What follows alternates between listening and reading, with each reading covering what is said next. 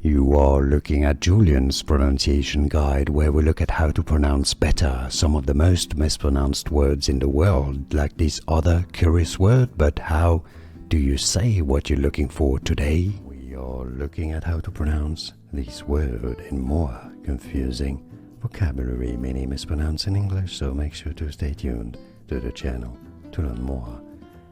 In British English it's said as lymphatic, lymphatic. In American English, however, it's usually pronounced as lymphatic, lymphatic, or lymphatic. And now you know, more videos for you here to learn more correct pronunciations. Thanks for watching. Like this video to support, it helps. Thank you.